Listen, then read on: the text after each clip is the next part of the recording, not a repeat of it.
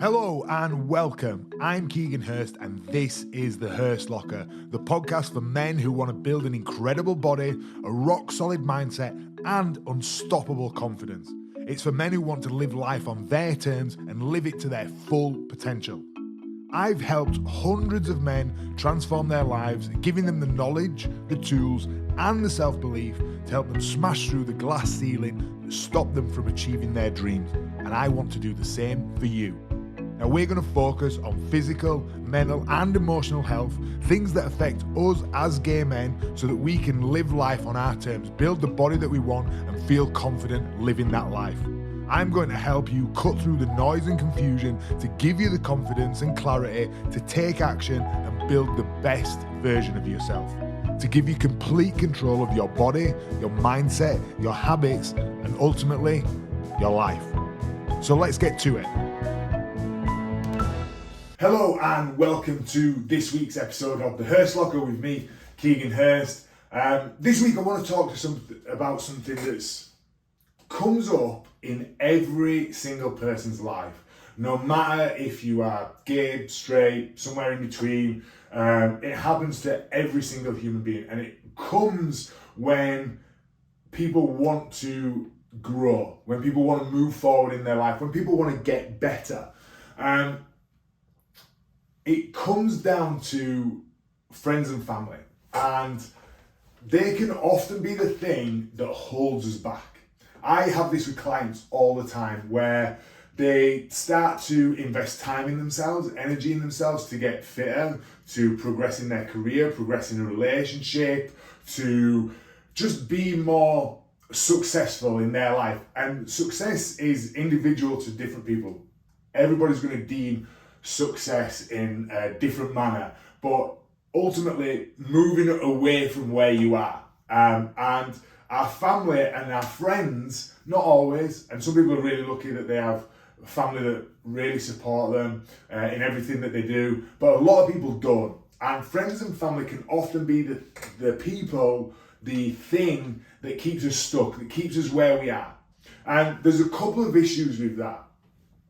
Number one, if we are ready to grow, if we are ready to progress, if we're ready to move forward, and we are stopped from doing that by somebody, by their attitude, maybe physically stopped, by some kind of controlling mechanism, or it's just peer pressure, shitty comments, things like that, that can really build up a resentment for that person, and it can also stop us from moving forward, from making those changes that we want to do.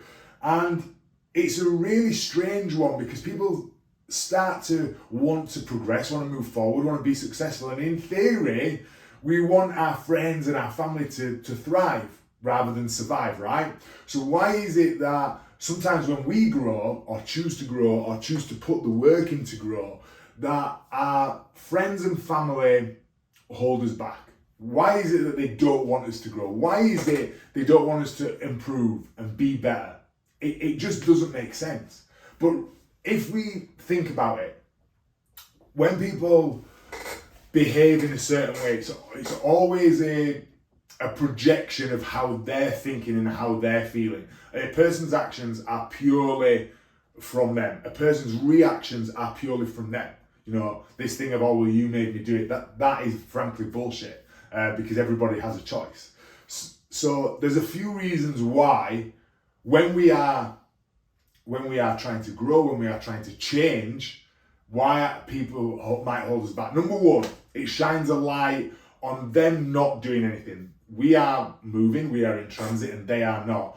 Therefore, that makes them think they're progressing and I'm not. I'm shit, and I'm going to have a go at them. And it happens the world over. Number two, this is a really important one that people often overlook, is that if we change, that impacts somebody else's life. Because how we appear in somebody's life, they've kind of got this idea of who we are, what we're about, and what impact we have on their life. So if we go to change that, maybe we want to establish more boundaries, or maybe we want to spend less time with them, or maybe we want to spend more time doing something else, that then impacts their life. And people don't like change. People like being in their comfort zone, even if their comfort zone is uncomfortable, which is the paradox of the comfort zone. It threatens them, it threatens their ego, it threatens their way of life. And that's a really, really important thing to remember. There's also this crab mentality that if you were to throw a load of crabs in a bucket and one of them was to kind of go to climb out and was to nearly get there, the other crabs would literally pull that one crab back into the bucket, because it's a feeling, it's a sense of security that we're all at the same level. Rather than championing people to do better and progress and be more, it's a crab mentality. So there are 3 reasons why somebody, friend or family, someone who loves us, someone who says that they want the best for us, might say that out loud but act differently. Something that lots of people struggle with when they start improving the quality of their life are the people that are in it. And it depends what you want to improve. Some people want to improve their job. Some people want to change their partner. Some people want to have a better social circle, better friends, better colleagues. Some people want to have a better physique. Some people want to have more productive and constructive hobbies rather than destructive ones. Think about times where you've either known people or you've done it yourself, where you've gone, I actually don't want to go out as much, I don't want to take drugs, or I don't want to do that risky behaviour. And people say, oh, what's wrong with you? Why don't you want to do that? Sometimes things like that can cause a real disconnect with our friends and family, but also within ourselves. Like, why are they still wanting to do it and I don't? Is there something wrong with me? And it can really impact our mental health. And this is something that clients struggle with all the time when they come to me. It's something that everybody struggles with. And when you do start making progress and pushing forward, it is like driving with the brakes on. And who wants to drive with the brakes on, right? So, there is a big difference between someone who believes in you and wants you to change and someone who doesn't believe in you and doesn't want you to change. And I want to give you the signs to look out for when people don't want you to change. Because if you are aware of that, then you can see that, oh, this is not a me issue, this is a them issue, and then you can park that to one side and you can continue what you're doing. Or you can have a conversation with them, you can act accordingly. But there are, tells that people are actually not supportive. Because people will say it out loud, I want you to do well, I want you to progress, I want you to be great, but they will act differently. And this can be really difficult and confusing for us. So I want to give you some really simple things to look at, to be able to observe, to be able to go, that's not support. So you can single it out and you can act accordingly. So number 1, they make you doubt yourself. If someone is constantly saying, I remember that time that you tried to do X, Y, and Z and it didn't work, or remember that time you constantly making you doubt yourself. Do you think you'll be able to do that? That sounds really difficult. You're probably not going to be able to do that. That kind of talk, making you doubt yourself. Not good, not supportive, not what you need. Or number 2, they keep reminding you of your faults. Oh yeah, you want to go back to school, but you're not very good with computers, are you? Or, you want to try for that new job, but you're not very good in interviews. Every time you've done one, you've not got the job. That kind of thing, again, bringing you back down to their level. Not supportive, not constructive. Number 3, they are constantly criticizing your ideas. Now there's a healthy balance with this, because if someone said, oh, I'm just going to, pack everything in and go live as a hermit, even as outlandish as that sounds, rather than just going, that's shit, you shouldn't do that, having a conversation about it. But if everything that you do is constantly criticized, or even if it's just your ideas that are constantly criticized, oh, I won't do that, that's rubbish. Oh, you shouldn't do that, that's a waste of time. Oh, why are you thinking like that? Do it like this. That is a telltale sign of someone who's not supporting you. Number 4 is that they discount your strengths. I think this is a really insidious thing that a lot of people's friends and certainly family can do that. They're always quick to focus on the negatives and they discount your strengths. So if we take that example that I just spoke about there, wanting to go back to school, or you're not very good with computers, you might come back and say, oh yeah, but I'm really hardworking and I always get things done. on time and I put the effort in that I need to, and they go, that doesn't really count. But they will focus on the areas where you've got faults. And we've all got faults, right? Another thing, number 5, they minimize your contributions. So when you do make an effort, when you do something, they completely minimize what you've done. So maybe you help out with something, or you have, like a party, contributed to a party, and it's all about things that they've done, about how they've made all the, and you might have, and they don't even acknowledge what you've done. This is a really, really big thing, especially in clients when they're doing, when they're on a weight loss journey or they're getting stronger, and they'll say, I lost all this weight, and they'll say, yeah, but you've had loads of stress and it's just fallen off you because of that, rather than you've worked really hard, that kind of thing. And then on top of that, number 6 is they'll try to make you feel unimportant. Again, it kind of ties in with minimizing your contributions, that you don't play an integral role in their life, even though they are working really hard with these behaviors to keep you where you're at, because they have built an image of you and how you should be. So those two are really intertwined, discounting your strengths and making you feel important.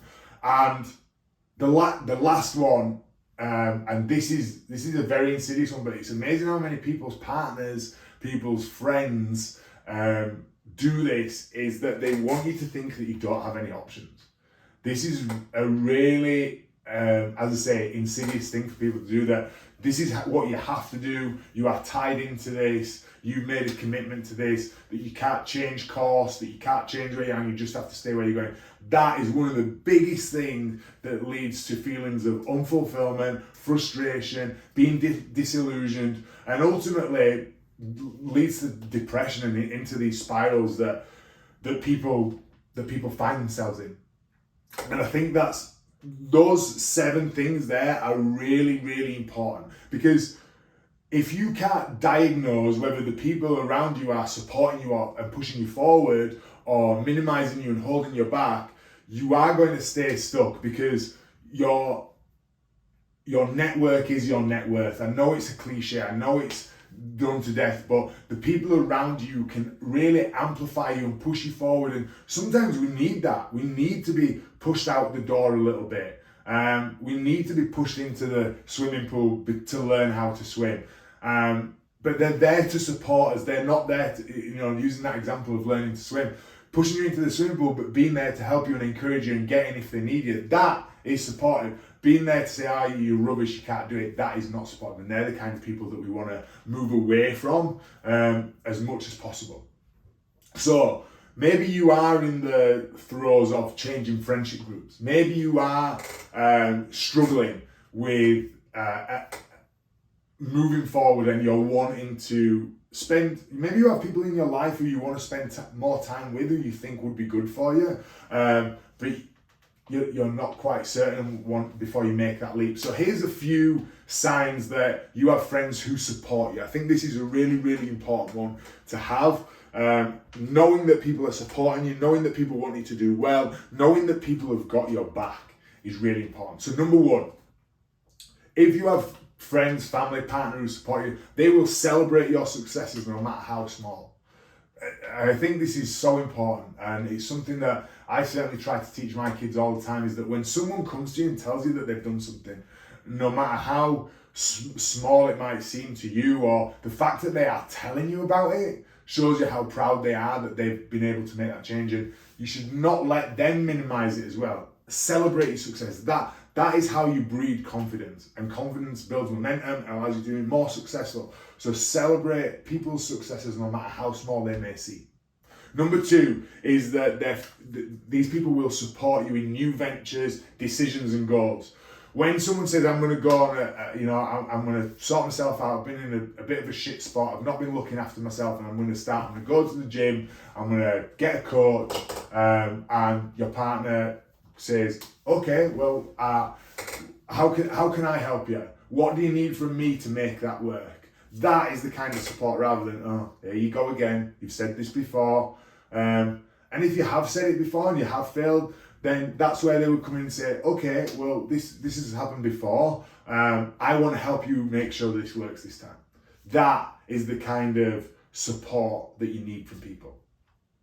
And then number 3 is that they follow through on that support. They don't let you off the hook. That example there, where somebody says that they want to be healthier, they want to invest time and energy in themselves, get fitter, get stronger, whatever, for whatever reason, if it then gets to the week and they go, yeah, I've done well through the week, I'm just going to get a takeaway and I'm going to fuck the gym off tomorrow.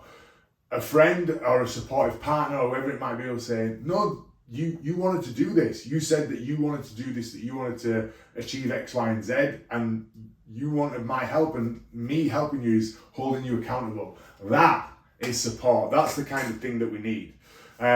So when people A, support you, but B, follow through, those are really important, because anybody can say that they're going to support you, but supporting you when you don't support you, that is the sign of a true friend. Number 4, again, a really good sign that you've got a good network of people around you is that they tell you the truth, the objective truth, even when it's difficult. The objective truth is the facts, the stats, not, well, my thoughts and feelings are this, your thoughts and feelings are that, I think this, I feel this. The objective truth is, again, let's keep using that example of the person who wants to go to, go to the gym and look after themselves. So the person, let's say that they've said they were going to go to the gym 4 times a week and, track their calories all week. Keep it super simple. And they've not tracked their calories, or they've done it half-heartedly for 2 days, and they've been to the gym twice. And they say, I've not made any progress this week. And the friend, the support says, well, let's have a look at if you've done the things that you said you were going to do. Yeah, well, I have done. I've tried really hard. Well, let's have a look. Let's have a look at how much you've tracked your food. Oh, you've not tracked it. Oh, you've not been to the gym.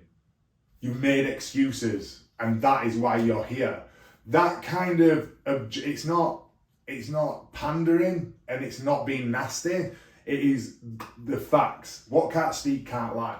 So, looking at the things that are there that they said they were going to do and they didn't do, and then being, objectively honest about it, is a really good sign that somebody's there to help you and to help you get past your own bullshit. Because that is a big thing that we all need, myself included, is we get in our own way. And to have friends and support networks, partners, coaches, people around you will tell you the objective truth is really, really important. And then a couple of other things that, just to make sure that your friendship circle is really, really on point, is that you look forward to seeing them. How many times do people make plans with people, and then when it comes around to the plans, they go, oh, I'm not really bothered about that. That is a sign that you're not really interested in spending time with that person. Everybody's trying to steal your time and your energy. So please don't give it to people that you don't want to spend time with.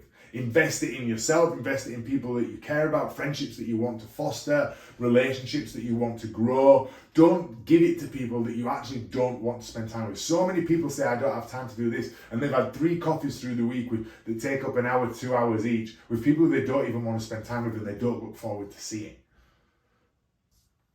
The other thing is that people should energize you. There are 2 types of people in the world. There are radiators and there are drains. There are people who give off energy, who make you feel better, who you want to be around because they energize you, they make you feel good, they build you up, they give you ideas, they want to see you grow. And then there are drains. People who suck the life out of you, they suck the energy, they're negative, they complain, and they're just, clues in the name, they're just a massive drain. Those are the people that you want to stay away from. And lastly, a sign that somebody is wanting you to grow and wanting you to do better is that they are not threatened by your success. This is a massive thing, especially when it comes to partners, especially when people start to want to change their physiques. And I've had this in the past actually, when getting into great shape, it kind of makes them go, oh, I don't look as good as you anymore, and I don't want you to look like that because it makes me feel shit. or you don't need to be that successful. That, there's very different ways to frame it, but people should not be threatened by your success. As I see it, my friends, my family, my partner, if they do well, I do well. Their success is my success. Whether I'm actively a part of it or I'm just in the environ of it, because it radiates out. There's plenty of success to go around. So there you go. There's 7 signs that friends or family might be holding you back, that your network isn't good for you. And there are 7 signs of the people that you should be looking for and the people that you should be having in your life. Because dealing with friends and family can be really difficult. It can be the thing that holds you back. As I said at the beginning of the podcast, it can feel like driving with the brakes on. So do a little bit of an audit. Are the people around you supporting you and wanting you to grow, or are they holding you back? And I would love to know what you thought of the podcast. Share it, comment on it. If you've got any questions that you need help with, please drop them in either on Instagram or on YouTube and let me know. I'd love to be able to help you. Thank you for listening, and I'll see you next time.